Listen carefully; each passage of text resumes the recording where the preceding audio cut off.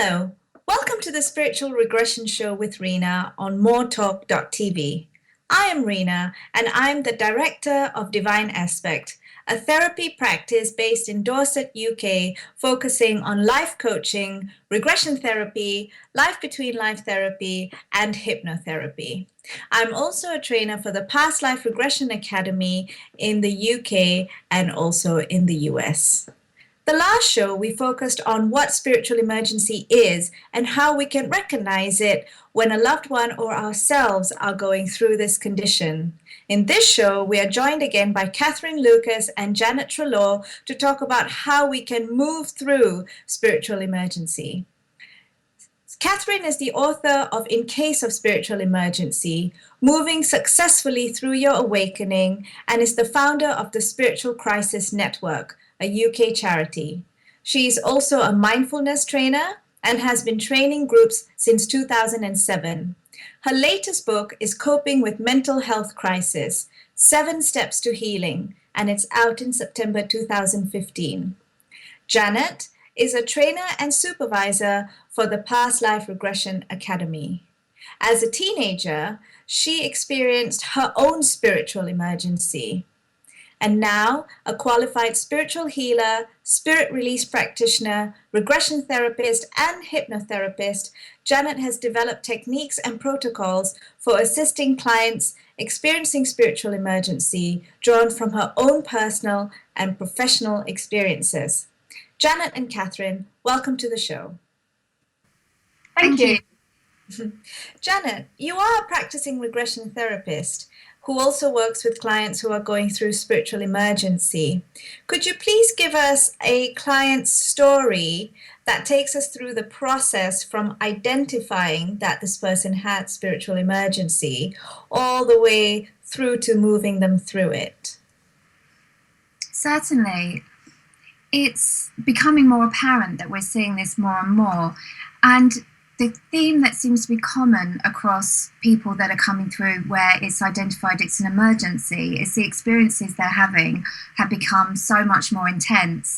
And there may be elements where they find it very hard to concentrate on you, to know what's actually happening at all. So to give you an example, there was somebody that came to me to work on a particular issue, but it turned out that his background, he had been in such the throes of the crisis state, not that he realised that he'd had to leave university, he was becoming agoraphobic, he was barely even leaving his bedroom. And there were elements of some drug use in the background, as well as a very strong feeling of wanting to help the world and a spiritual awakening. So when he came initially for the problem that he put down as stress, you could very quickly see that he was having a very tenuous grasp on what was reality. He was seeing things that were going on in the room that weren't visible to the eye. He was talking about orbs and other things that were actually happening. And his whole demeanor was very, very anxious. So that was him, first of all, as an example. And so what we did was work out that we needed to really stabilize his energy and give him some information and really understanding about what was happening, so that later on we could actually work with the therapy he needed, which he did very successfully. But it does seem to be this theme more than anything else, that people are in another place almost whilst they're talking to you. And the main thing that we're looking at is, can we help them successfully? Is it safe to work with them at that point? Or do we need to help them through that stage to get to a point where they can handle the therapy? Wow, how interesting. And I understand that there are 3 phases, loosely put, to help someone move through a spiritual emergency crisis. The first one being coping or stabilizing the worst of the crisis. The second one is integrating and understanding the crisis. And the third phase is helping them to go out into the outside world. So let's look at them one by one then. Can you tell us what steps or framework you use, Katherine, to help someone to cope with the worst of the crisis? Sure. I mean, these are phases that I've identified, and the most important thing with coping with the worst of the crisis is to stay safe.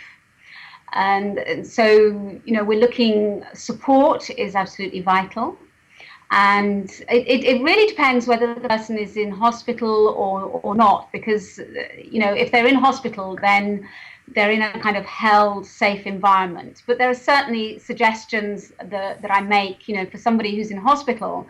I say, well, ask to see the chaplain, because that's somebody that you can safely talk about the spiritual aspect of your experiences without staff kind of labeling and pathologizing that as part of the illness. So there are certain things that that apply if somebody is in hospital.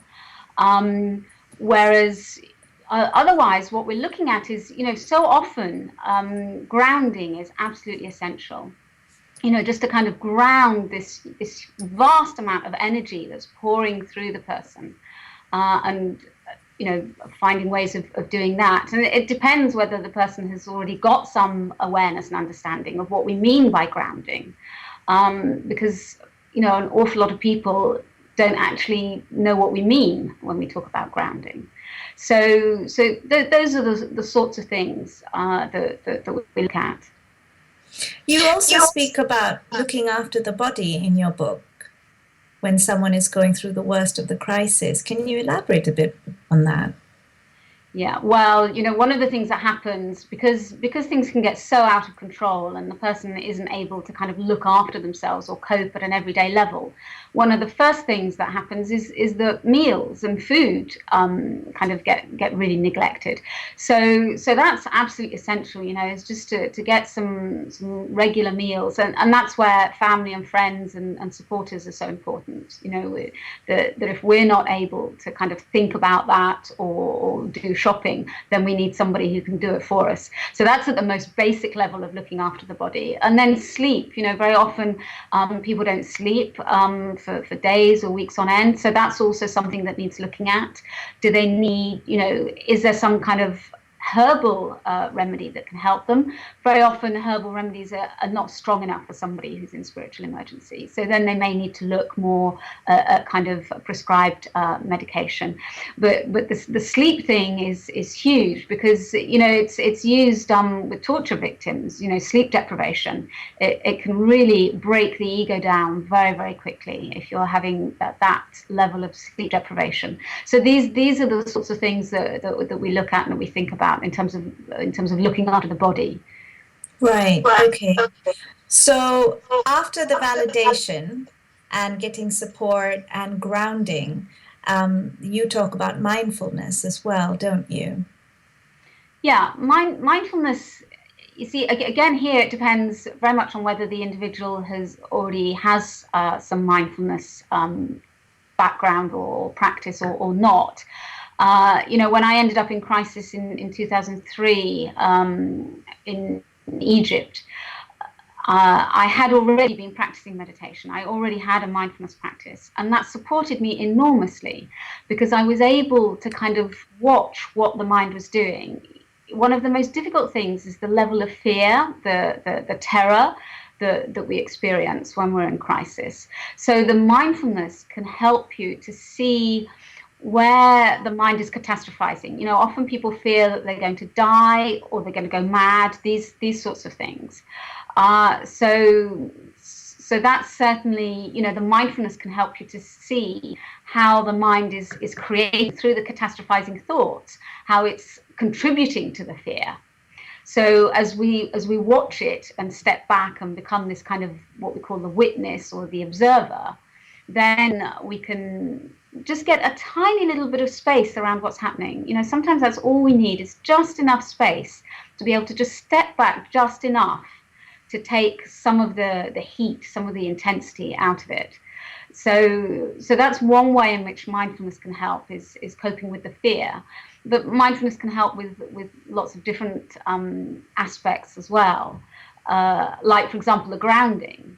There are certain grounding techniques, certain kind of textbook techniques. But actually, if we're not using mindfulness alongside the grounding technique, then the grounding technique will not be nearly as effective. I had an experience of this myself one time when I was doing some gardening. I was in a very open, altered state, and I was doing some gardening. So I was, covered in earth, and I was kneeling on the ground. It was potentially a very grounding experience, but my mind was all over the place because I wasn't using the mindfulness to kind of bring my mind back to the earth, to the grounding activity. And so that's that's an example of how we need both. We need the mindfulness and the grounding, ideally. So that's just a little bit about how mindfulness can help, Rena. I could say a lot more, but Yeah, thanks so much, Katherine. Janet, how do you help someone stabilize their energy and cope with the worst of the crisis? Certainly, everything that Katherine has said, I'm using all of those techniques with people as well. And once you get past, as she said, once the heat is off, once they're able to concentrate a little bit more and start to control their energy, I feel it's very important they start to rein in their energy just for that time while they can stabilize it. So I go through a process of teaching them energy management techniques, but because they are in this quite heightened state and it could take quite a while for them to do it, I just break it down and simplify it. And just as Katherine does, I use a very simple form of mindfulness with everything with them, so that when they are grounding, they're grounding mindfully. And I build them a picture, as it were, of how they're going to go through this and the things that are really important. So we start with grounding, and I also add in protection so that they're not being infiltrated by lots of other energies too. And then we move on from that so they have a whole picture. And it is, as Katherine said, looking after the body. So it's looking after all of these parts, having that support around so that we can get the person as much as possible back into a mindful and energetic balance so that they can then start the process of moving further through it. You talk about building a house around the clients. Could you talk us through those steps? Yes, definitely. I very much simplify things when people are going through this. Their attention span can be very short. Naturally, their mind might be going everywhere. So if I actually draw them a visual picture of a house as a child might draw it, I start with the bottom line, the foundations, and show that that's the grounding. And then building the walls and the roof around is actually the protection. And then later on, we go on to the fact that they can open the windows, bring new energy in, which is symbolic of the opening and closing of your energy, which is natural anyway, but also how the house needs cleaning. And so that there is clearing that goes on, and it also needs new energy coming in the form of healing. But we break this down over a period of time, and rather than give it to them all in one go, I generally will work with them where they might start with the grounding and the protection, first of all, having the framework so that the next stage can come in. And as they start to stabilize one area, we can start working on the next areas. What is the importance of opening and closing their energies when someone's going through a spiritual emergency? Initially, they probably won't be able to close because that's part of the problem, is they've been blasted way open and they don't have the ability to control or rein in the energy. So as they start building the framework, later on they can start learning about opening and closing. And the need for this is that in everyday life, there are times when maybe it's not ideal for them to be wide open. For example, walking around a supermarket or going into a hospital or a place where they might be coming across other people with strong thoughts and emotions and feelings, maybe just even being on a tube train where the location of other people is very close to them. In your average state, this might be absolutely fine, but someone that's in a heightened awakening state or a crisis state could be bringing in and feeling those other energies. And so it's again a way of keeping them safe, that when they are in those other places, the idea of closing down doesn't mean you actually shut off. It's like tuning the sensitivity down so that they're not being bombarded by what other people are experiencing as well. And I was also going to ask about the importance of keeping the energies within the house clean. What's the importance of that? It's a bit like looking at the area around you as almost an extension of self. That home life is often your sanctuary and where you might naturally open up even more. And so by keeping it very, very clear and in a very balanced state, it is likely that your energy will stay far more balanced within it. If you've got all sorts of other energies going on, maybe you're living with people that are rowing a lot, for example, just even those emotions, someone in a crisis state will feel very strongly. But just energetically, just the natural clearing that we now know can be really important. Just this stuff that we pick up throughout the day, by clearing it from your home space as well, will give you a nice stable environment as well as while you're stabilizing your energy. And when someone is in the worst of the crisis, and this is for both Katherine and Janet, can they go through their normal spiritual practices? I mean, what are your thoughts about that? Shall I go first? Sure.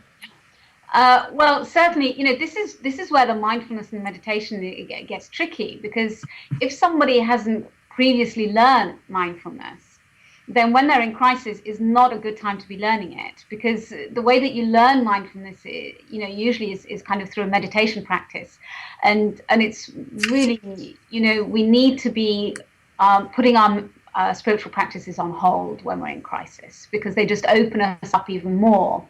And that's really difficult for people, and I know this from my personal experience, because you're kind of connecting with this, with the other realm in such a powerful way. And it's very attractive, it's very, it's especially if you're getting the positive bits of the spiritual emergency, the kind of the unbounded love and compassion and this kind of bliss. We want more of that. We like that. So sometimes persuading people to put their spiritual practices on hold can be difficult, but with the reassurance that they can come back to it once things have stabilized and calmed down. Then they can come back to it with renewed insight and, with everything that they've gained and learned. So sorry, Katherine. Yeah, no, hopefully that's helpful. Oh, it has been. Thank you. And Janet, what do you think about continuing spiritual practices? I totally agree. And as a therapist working with people, I really push home the point that when they're stabilized, they can start bringing in spiritual practices again. As Katherine said, this can be the trickiest area to actually work with it, to stabilize. If someone's having a crisis through an awakening that they haven't wanted, it tends not to be a problem. But if someone has actually been really working hard for that, and they think that the intense hour or 2 hours meditation, for example, they're doing every day is actually the one good bit of their life where all of this other stuff is coming up, when you then ask them to stop that, it can be really awkward for them. And they may also think that they can say, well, maybe if I just bring it down a little bit. But in my experience, they really do, as Katherine said, need to stop. And I would also look from the energetic point of view that if we're looking at teaching them how to stabilize their energy so that then they can start going out and working with everything, to do so, first of all, they need to really rein it in, and any spiritual practice is going to be opening them up more and more. So it might only be for a short period of time, but it is very important that if someone has got an intense spiritual practice, that they stop for that period. So just to put this very simplistically, because that's how I think about things, if someone is going through the worst of the crisis, and even if they ground, practice mindfulness, and they develop this energetic framework, if they continue with their spiritual practices, it is very, very difficult for them to get past the worst of the crisis. Am I right? it's that they won't be able to even put in that framework the way that I would see it. And in my experience, the clients that I have worked with, those that have chosen to carry on with their spiritual practice over what could become at the end of it. So maybe they've carried on with it, but tried to do these other things. They haven't found it either possible, or it's taken them an awful lot longer to do. So it is something that is necessary for them to be able to get into those later stages. Katherine, what were you going to say? Yeah, well, there's maybe one exception to this, and this is an interesting one for us to discuss, I think, because for me, connecting with my body, it took me a long time really to connect with my body because of kind of trauma and wounding that I was carrying. Some of it past life, actually. I needed to work through some past life stuff before I could really start coming into my body. But my mindfulness practice helped me enormously, and in particular something called the body scan, which is one of the kind of fundamental kind of practices of mindfulness. Now, the body scan, it can actually be a very grounding practice. So it's an interesting one, I think, because like Janet and I have both been saying, you really need to put your spiritual practices on hold. But if there is something that is really very grounding, then I think it's very much on an individual basis, really. Whether that person can really use the body scan practice in a grounding way. And I know. One person said to me, well, what about for them? They had found Tibetan chanting. I don't know if you're familiar with this very deep, guttural chanting. They had found that grounding. So, it's again with all of this, it's quite complicated. But I think what Janet and I are both saying basically is you really need to put your spiritual practices on hold, with one or two possible exceptions on an individual, looked at on an individual case, maybe. Right. So instead of continuing with their spiritual practice, if anyone who's going through the worst of the crisis, if they'd like to express themselves, they can just maybe paint or draw or write, can't they? Yeah. And then that could be a nice outlet to disperse the energy of what they're going through. So creative expression then comes into. It can be replaced by creative expression. And that's actually very important. That can be really helpful for processing what you're going through. In fact, I use that a lot. I use journaling and writing to help me process a great deal. Right. Okay. Thank you. And how long does it normally take? Very simplistic, my questions are. How long does it normally take for someone to stabilize the worst of their crisis? Well, I think it can vary enormously, Rena. I mean, it can be days, it can be weeks. I mean, in 2006, for me, the peak of the crisis was a month. So I'd be interested to hear what Janet thinks on. I certainly would say that it's down to the individual, and it's how quickly they get support, but not only get the support, but they accept the support. Yeah. Because there is an element of pushing away that can happen, and people in crisis are very much known to be sometimes resistant to change, and also find change very, very difficult, and may even part of their crisis be hearing voices that are telling them that they're the only ones that know what's best for them, and that they have to do things in a certain way. So it's taken on an individual way, but it can be that if someone is maybe very ready to deal with those things and they're putting it in a structured way, it could be a matter of weeks, and sometimes it could be months. But there are certainly many, many cases where it can go on for years. But I would say it's all about how quickly they can get support and understand that what they're going through is natural, is one of the biggest leaps to starting to stabilize it. Right. Okay. Thank you. So once we've stabilized the worst of the crisis or the height of the energy, then what we can do is we can start integrating and understanding it. So when we come back after the break, we're just going to get Janet and Katherine to talk about some of the ways they've used with clients and on themselves to help with this.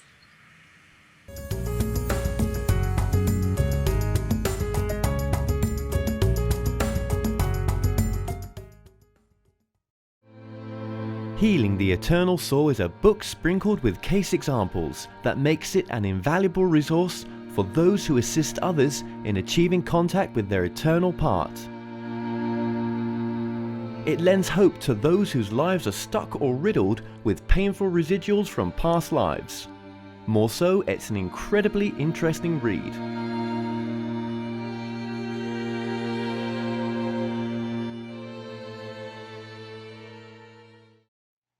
The Past Life Regression Academy teaches hypnosis, past life regression, regression therapy, and life between lives regression internationally. Hundreds of students have been through the Academy training program and have successful practices. This is because of the amazing results they get and the referrals that come from it. For more information, see the Regression Academy website.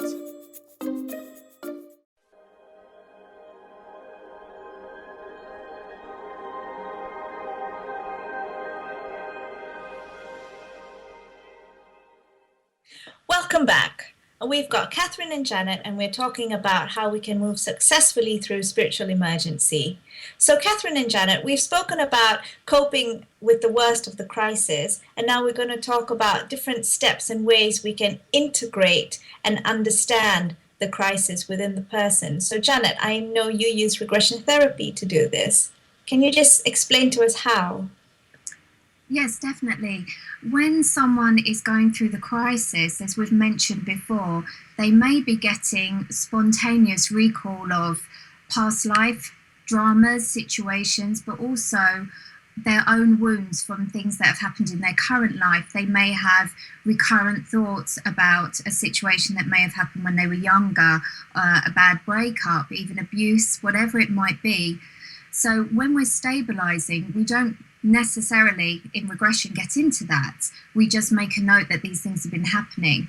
Then once their energy is stabilized to carry on with the therapy, it would be that anything that's been spontaneously coming up that they're aware of, we would certainly focus on sessions working on these to allow them to come all the way through, but most importantly, so that they have the chance for really deep transformation and healing to help them in their life now.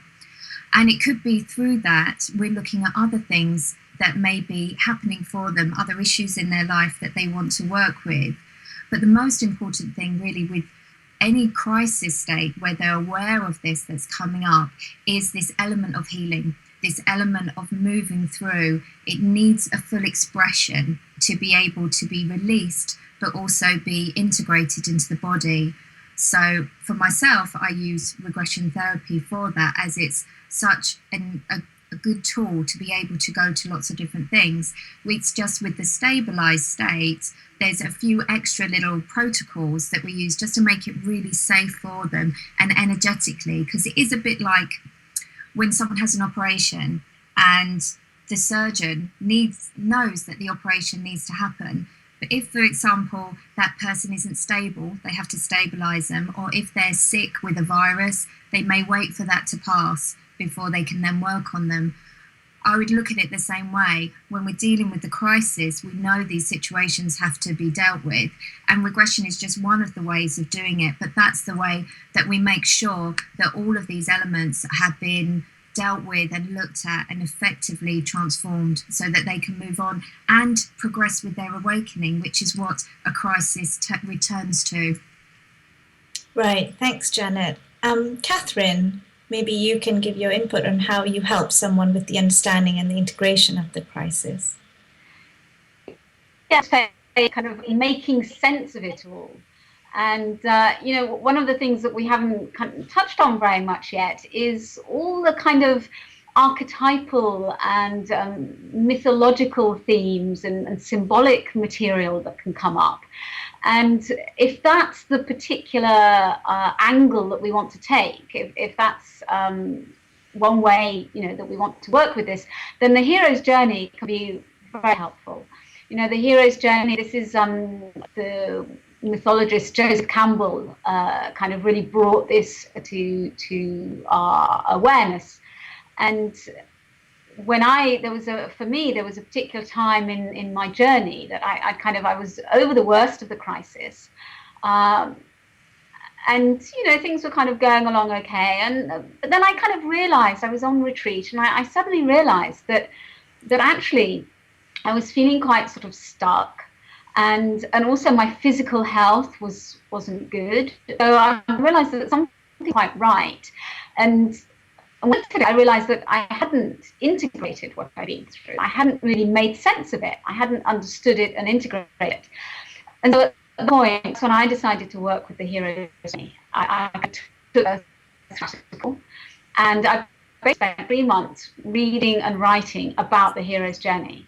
So this is particularly useful if you like, if writing is your particular form of kind of creative expression. Then it can be particularly useful. It can also be useful maybe if you need or want to work through this material kind of more on your own, and you haven't got access to somebody who can do the fantastic work that Janet's doing. Certainly this, I worked with the hero's journey on my own. Although I have also supported other people, we've kind of together, I've taken them on through the hero's journey. And there are different stages, so it's very useful because there's the kind of there's the call, for example. There's one stage that's called the Supreme Ordeal, and that's that's the peak of the crisis. There's meeting the mentor. There's tests and allies. There are these various different themes, and these are archetypal mythological themes that can be very helpful. Certainly for me, as I was working through it, I kind of looked at, okay, so who were my allies? Who was my mentor? What were the particular thresholds that I had to kind of overcome? And that enabled me to identify where I'd got stuck, at what point in the journey had I got stuck. And by working through it in this way, I realized that it was actually quite near the sort of the later stages of the journey where I'd got stuck. One of the stages we can call return with the elixir. And that's where you kind of come back from all that you've been through. And you're kind of the elixir is what you bring back. It's the learning, it's the insight, the wisdom, the qualities maybe that have kind of grown in you, and that's what I realized. That I hadn't clearly identified what my elixir was. What it was that I had learned, what it was that I had brought back. And once I identified that, I was then able to. I did a beautiful ritual up in the woods near where I live with some very dear friends, and basically the ritual. The aim of the ritual was to kind of really kind of take ownership of what I had learned, the kind of insight I had gained, the qualities, and really kind of integrate those into my daily life. And that's an ongoing, that's an ongoing process as well, really. So that's how the hero's journey can work.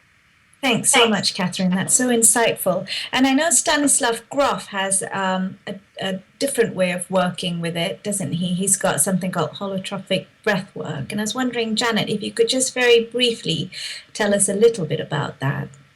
Certainly. Well, I think I learned an awful lot through Grof's work, and I think anyone that is working with this or supporting people, that framework is really useful, that deep understanding that for a crisis to actually be able to be incorporated once again to an awakening long term and to stabilize as that, is that whatever has been coming up in them and anything that may even have been the root cause of it or the thing that tipped them over the edge from awakening to crisis really needs to be expressed.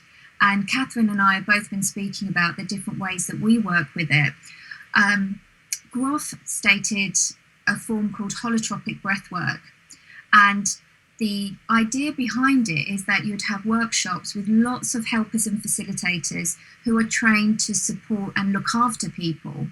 And it's a process where they're really the ones that are allowing, through the breath work, it allows the energy state and for this deeper stuff, really, the stuff that we've been stabilizing to deal with, to come to the surface. So it could be that in a group of people going through holotropic breath work, for one person, it may be some very deep wounds from a past life. For another, it may be a traumatic car crash. It could be actually just deep emotions or any of the archetype, mythological elements as well that often all come in. But whatever they're experiencing, the helpers around keep them safe, because it may literally take hours for that full expression to come out. But people certainly report through going through this, especially if they've been in crisis situations before that may have lasted months or years, even though it sounds very dramatic what they're going through, to go to a 1 or 2 day workshop where some of this can start to come out. It releases, it's a bit like taking off the lid of a boiling pot. It allows it to come through, and then they feel so much better, and it could be another time they need to do this again. So it's advised this is always done within a workshop environment, so you've got people around to support you, because people go very deep into it. But this theme that we're all talking about is the fact that it is something has to come out, and it has to be released in whatever form that is, and then also integrated in a level that is understood. So it's really important that after holotropic breathwork as well, people do have their support group at home for all the other things that they might be thinking about whilst they're digesting this, and to stabilize their energy too. Thanks, Janet. So this leads us into the third phase, which is helping someone go to the outside world after understanding and integrating the crisis. So how does this happen? Maybe Katherine can take this. Yeah, going back out into the world. I mean, one thing with these 3 phases that I identified, that I don't see them as linear. It's not that you necessarily go from 1 to 2 to 3. We can move in and out. So for example, the phase of integrating and making sense of it all might overlap to some extent with starting to go back out into the world, or we might kind of move backwards and forwards, in and out a little bit. But going back out into the world is basically kind of re-engaging with the world, but from a completely different place, because we're talking about profound transformation, deep personal healing and growth. And so it's not likely that the external aspects of your life are going to remain the same. You're likely, if all this inner change has happened, then chances are there's going to be outer change too. And that might be in relationships, it might be in work, might be where you live. There's an awful lot. And sometimes what happens when people are in crisis is that everything falls away. It's almost like the universe kind of strips you of everything, even if you don't think that it needs to go. The universe kind of, has other ideas sometimes. And later in hindsight, we can see that it's for the best. It's kind of like we're being kind of upgraded, if you like. But certainly in terms of work, very often when people have been through spiritual emergency, and this really is the hero's journey, is that the sign, if you like, of the hero is that when they've been through it and come through it, they want to be of service in some way. They've got something that they want to give back or offer to the community in some way. And so often this can mean, that people experience a new calling. They're really getting in touch with their soul's calling. And so they may want to retrain, or change career path completely. And sometimes it's not as drastic as that. Sometimes, it's not so major. But, if I look at my life now in comparison with, say, I don't know, 15 years ago, there's some, it's a completely different life. It's changed on every level. So in terms of, I mentioned relationships, it might be that where we've had quite wounded and wounding relationships, but now we're actually ready to have a really loving, healthy, healing relationship. That's one of the big, it can be one of the big pluses of all of this. So thank you, Katherine. Janet, as a therapist, how do you help support someone who's going through a crisis move on to the outside world? Because, I don't know, do they rely on you for the rest of their lives for support, or do you empower them somehow to go through it? I completely empower them. That's the first part, as you say, with the validating and the energy management. By the time we even start to work with the regression therapy, they're in a different place in how they're perceiving the world, but then it's them working through. And in a way, it's like anybody else that is working through their stuff. They know it's coming up, and so they're going to be on a bit of a roller coaster, but they have the framework around to keep them safe whilst that happens. And it is exactly as Katherine said, and information that I've written about spiritual emergency, I've taken from Katherine's look at the hero's journey, because it is so true for all of them. And I explain this to them, that as they are out into the world, because they're normally working, living their life whilst they're going through the progress of regression.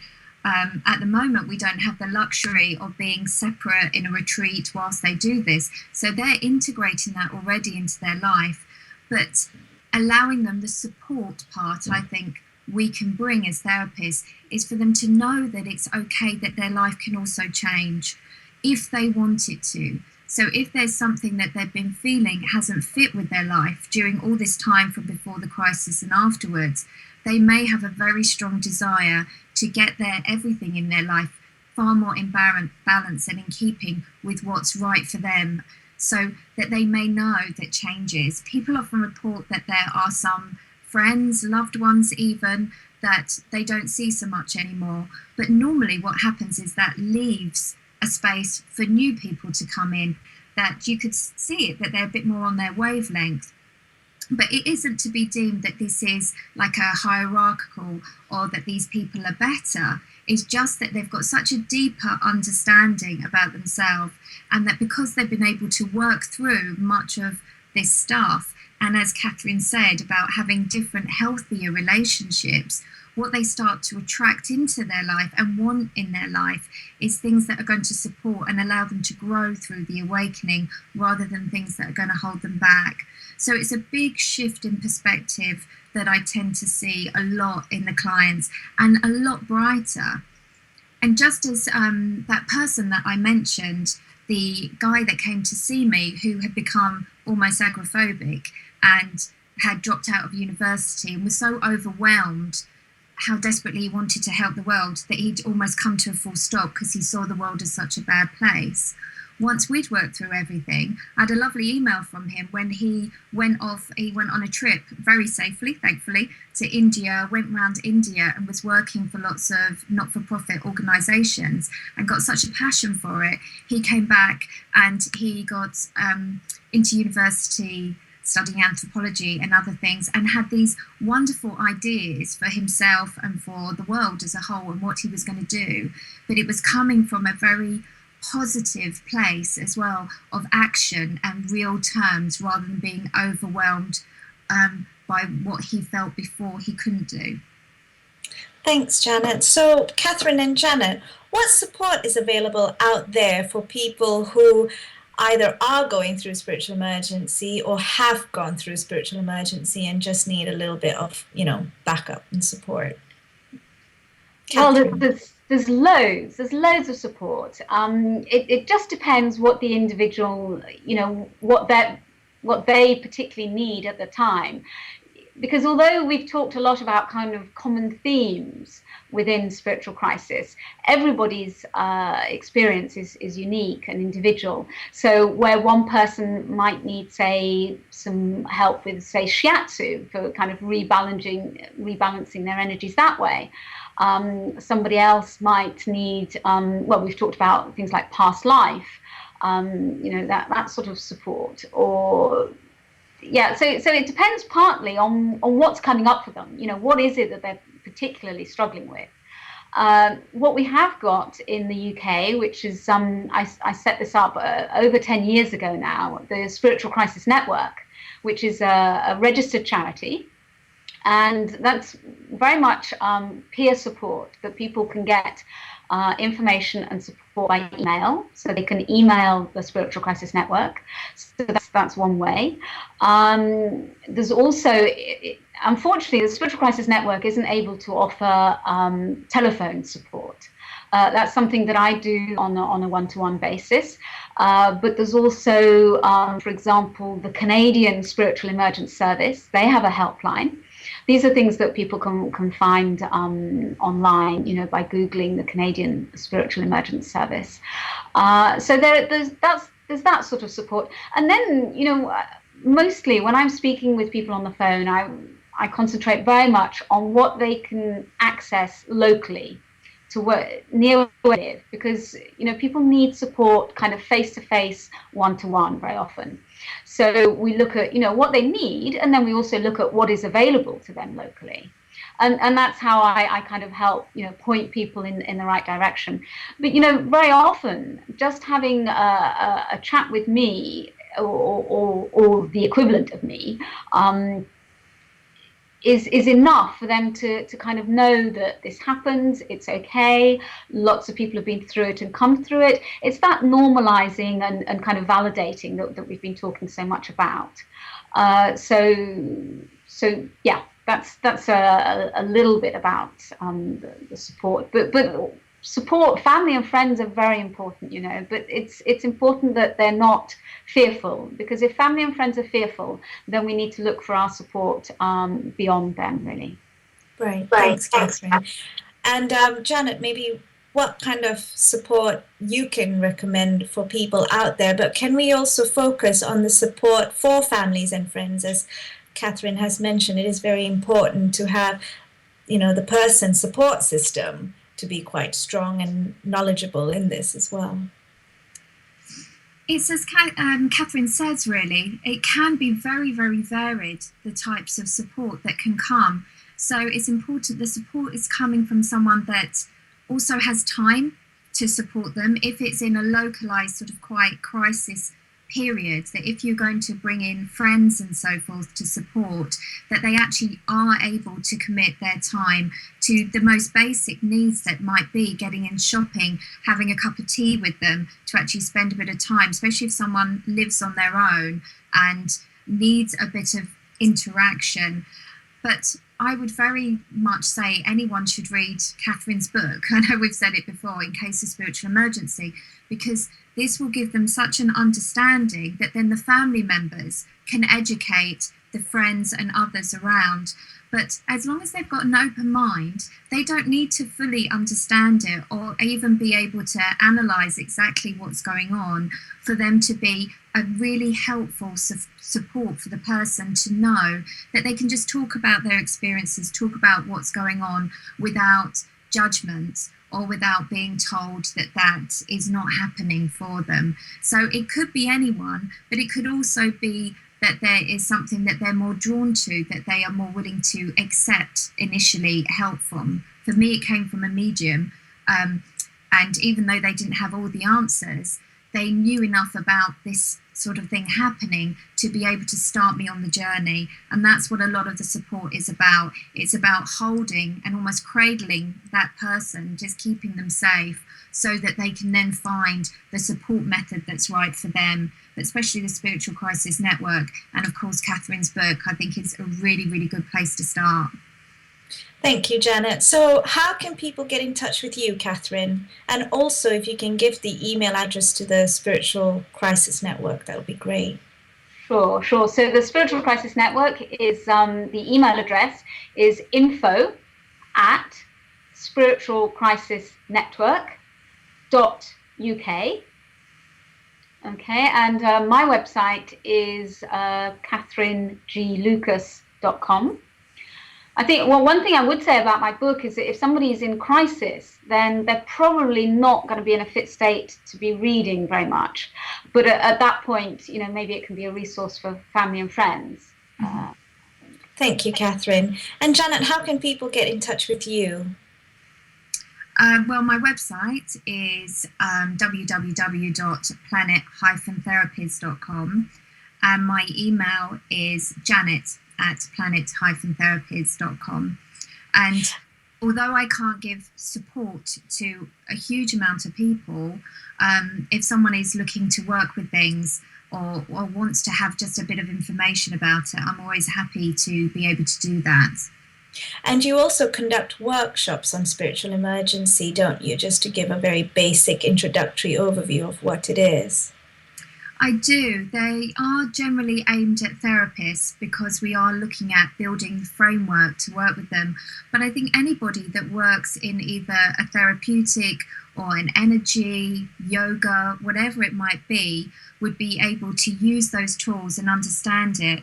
And also any workshop leaders or people that might be coming across people that may be moving almost between an awakening and a crisis state, it can be really useful to have that information, because if you can nip this in the bud quite quickly when it goes that way, then the awakening can continue, and even with quite extreme forms of things that are happening, it doesn't turn into the terror that we've been talking about and the fear that can come with that. No, and we can get information about your workshops from your website. Certainly. Yes. Okay. So before we call it off, just very quickly, Katherine and Janet, maybe we start with Katherine.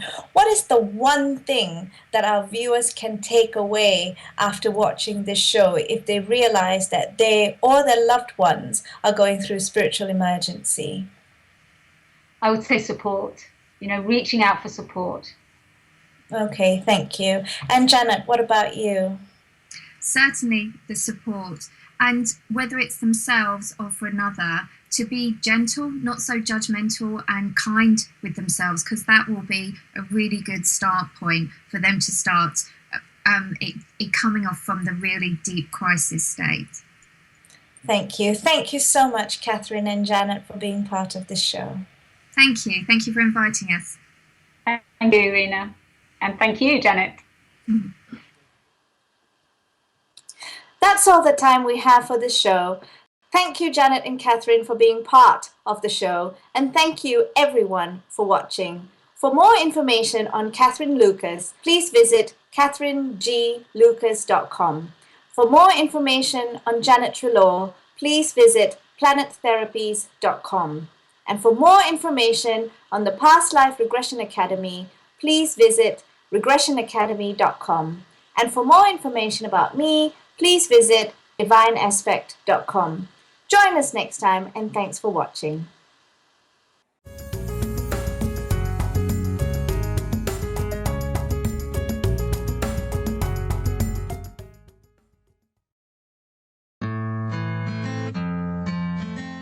Have you ever wondered what happens after death? Deep hypnosis opens up the most amazing soul memories of a spirit world that awaits us all. Follow the fascinating journey of 15 ordinary people in the book Exploring the Eternal Soul, who have been regressed beyond a past life into the afterlife.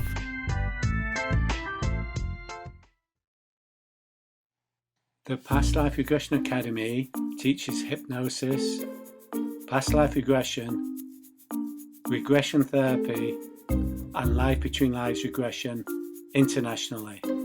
Hundreds of students have been through the Academy training program and have successful practices. This is because of the amazing results they get and the referrals that come from it. For more information, see the Regression Academy website